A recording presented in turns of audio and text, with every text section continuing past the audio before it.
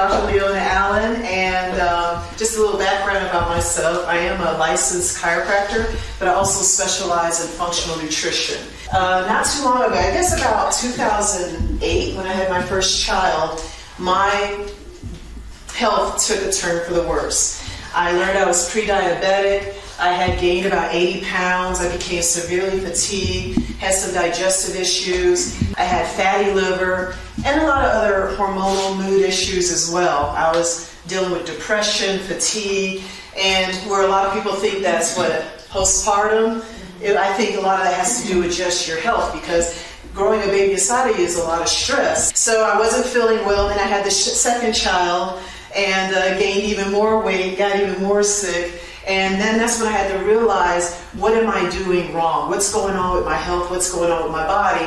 And going through this process is what really encouraged me to change the way I practice, change the way I live my life and operate my health. So I'm here because when I was this size, I ate pretty well. I ate better than most. I stopped eating fast food. I stopped drinking pop.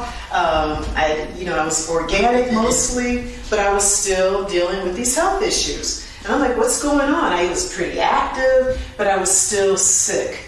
And a lot of the stuff I'm going to share with you today are things that you may not have heard. We're told to eat your oatmeal. We're told to drink our milk every day. But why are we so sick as a country? And I'm going to answer all those questions today. So I'm really excited to really share this information. And like I said, a lot of the stuff you're going to hear is probably different than what you've heard before. And some of you may have just forgotten that I told you. So, so we're going to really get into it and share a lot of the stuff. So these are some pictures of my journey. As you can see, when I was overweight, I didn't take a lot of pictures, but that was the best that I can do. And these are just pictures. It's like, not only did I get my health back, because I know people want to lose weight and they want to look better, but it was really about getting my life back, just being active again. So I started doing martial arts with my kids, Taekwondo. I started doing CrossFit. I started doing obstacle races. That's me doing the Spartan race, started running half marathons.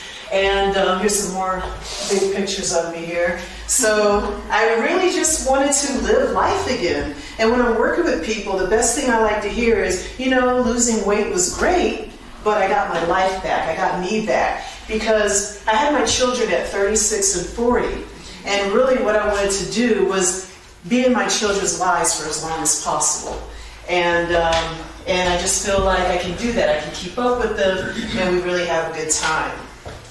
So that's one of the things in my life that changed, is not becoming a parent and being more motivated to be healthier and live longer, but also losing a parent actually changed the way I live my life as well. I lost my mother in 2014 to breast cancer.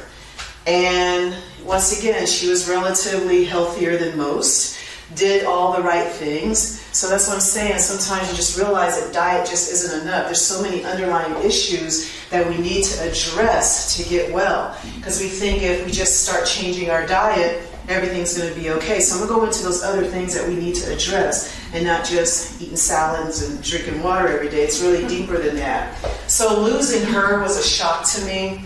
I'm surprised I could talk about it now without, I think you were at that workshop. I kind of just broke down. No. So I can talk about it now. But it was a very, very rough time for me. And then there's my dad. He's still alive.